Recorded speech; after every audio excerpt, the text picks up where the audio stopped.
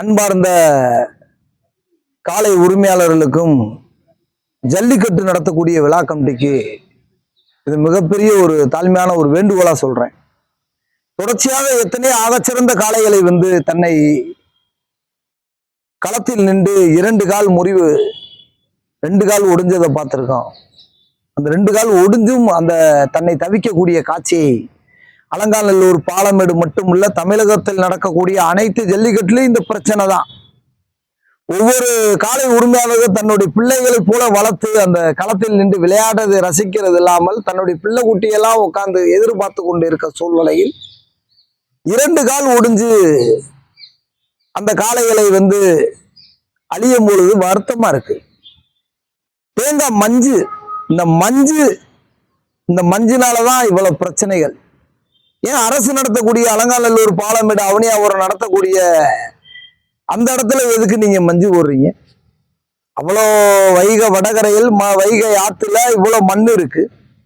திருச்சி மாவட்டத்துல காவேரியில இவ்வளவு மண் இருக்கு.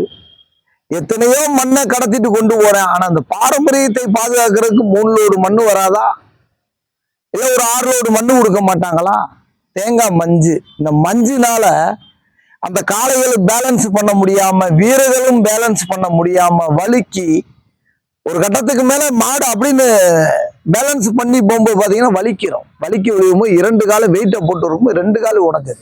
இந்த மட்டும் அலங்காநல்லூர்ல பாத்தீங்களா? அவனியாபுரத்துல பாத்தீங்களா?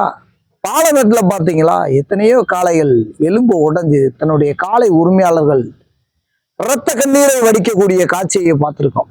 ஈவிரக்கம்ன்றது இருந்தால் அந்தந்த இடத்தில் அந்த காளைகள் எலும்பு முறிவான காளைகளுக்கு போய் அந்த காளையை வாங்கி கொடுத்தது உண்டா? இல்ல அந்த விழா கமிட்டி போய் அந்த காளை உரிமையாளர்கள் வீட்டுல போய் ஒரு வருத்தம் தெரிவிச்சு சிறிய உதவி பண்ணது உண்டா? அங்க பார்க்க வந்திருக்கக்கூடிய மிகப்பெரிய ஒரு அரசியலுடைய மேதாவிகள் எத்தனையோ பேர்கள் இருக்காங்களே. அந்த காளை உரிமையாளர்கள் தன்னுடைய பிள்ளை இழந்தது போக அந்த காளை இழந்ததை அழுது நிற்கிறானே, நடுத்தரில் நிற்கிறானே. அந்த காளைகளுக்கான போய் தன்னுடைய கன்றோ ஒரு காளையோ கொடுத்து அந்த மிகப்பெரிய வேதனையுடைய காட்சியில் இருக்கக்கூடிய காப்பாத்தினது உண்டா? தேங்காய் மஞ்சுனாலதான் இப்படி ஏகப்பட்ட எதிரியுடைய வாயில மண்ணு. அதுக்கு தான் நாங்க சொல்றோம், எங்களுக்கு ஆத்து மணலை கொண்டு வாங்க. ஆத்து மணலை வச்சு எல்லா ஜல்லிக்கட்டுல ஆத்து மணலை வச்சு ஆத்து மணல்ல விடுங்க. ஒரு காலத்துல கட்டாந்தரையில போனது கூட கால் ஒடியல. இந்த தேங்காய் மஞ்சுனால இவ்வளவு பெரிய பிரச்சனை. மனிதனுக்கும் மிகப்பெரிய எலும்பு முறிவாயிருது, காளைகளுக்கும் எலும்பு முறிவாயிருது. எங்க மதுரை ஆத்துல எவ்வளவு மண்ணை, சோழவந்தான் பகுதியில எத்தனை மண்ணை கொண்டு போறான். அந்த மண்ணை எடுத்துட்டு போறான். எங்களுக்கு மதுரையில அரசு நடத்தக்கூடிய உலக புகழ்பெற்ற ஜல்லிக்கட்டுல ஒரு 3 லோடு மண்ணு 6 லோடு மண்ணு வருமா? அரசு நடத்தக்கூடிய ஜல்லிக்கட்டு பாரம்பரியத்தை, கலாச்சாரத்தை பாதுகாக்கிறது. இங்க இருக்கக்கூடிய கொள்ளடம் காவேரியில, திருச்சி மாநகரத்தில் நடத்தக்கூடிய, புதுக்கோட்டை திருச்சியில் நடத்தக்கூடிய ஜல்லிக்கட்டுல எத்தனை இடத்துல ஆத்து மணலை போட்டு நடத்தலாம். எங்களை ரசிக்க வந்துருவீங்க, ஆனா எங்களை பாதுகாக்க வர மாட்டீங்க. எத்தனை வாயிலா சீவன் 2 கால் ஒடிஞ்சு தவிக்கக்கூடிய காட்சியை பார்த்திருக்கீங்களா? அதான் ஒரு நாள் அந்த ஃபீல் வீடியோ போட்டு அப்படியே ஒரு கண்ணீர் தண்ணி வடிக்கிற மாதிரி ஃபீல் போடுவான். அந்த மாடு அடிமாடா போகும்போது அந்த மாடு அழிவின் விளிம்புல இருக்கும். 3 நாள் ஸ்டேட்டஸ் வைப்பான், 4ஆவது நாள் போஸ்ட் அடிப்பான், 5ஆவது நாள் மறந்துடுவான். கடைசியில 6ஆவது நாள் இந்த மாட்டுக்கரை யாருன்னே தெரியாம போயிடுவான்.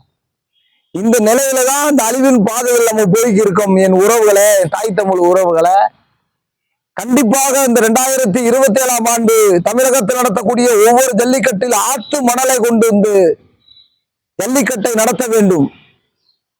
இந்த தமிழகத்தில் இருக்கக்கூடிய முதல்வருக்கு ஒரு வேண்டுகோளாக நாங்கள் சொல்லக்கூடிய ஒரு கோரிக்கை, ஜல்லிக்கட்டு எந்தெந்த இடத்தில் தமிழுடைய கலாச்சாரத்தையும் பண்பாடையும் பாரம்பரியத்தையும் பாதுகாக்கக்கூடிய ஜல்லிக்கட்டுக்கு நீங்கள் இந்த ஆத்து மணலை கொடுத்து விளையாட்டு வீரர்களையும் காளை உரிமையாளர்களையும் பாதுகாக்க வேண்டும் என்று காலத்தின் கட்டாயம்.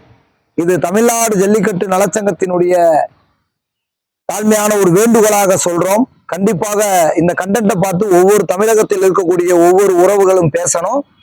இது அனைவரும் பகிரணும். இது தமிழ்நாடு ஜல்லிக்கட்டு நலச்சங்கத்தினுடைய மாநில நிறுவன தலைவர், மதுரை கோரிப்பாளையம் டாக்டர் முடக்கத்தான் மணி. நன்றி, வணக்கம்.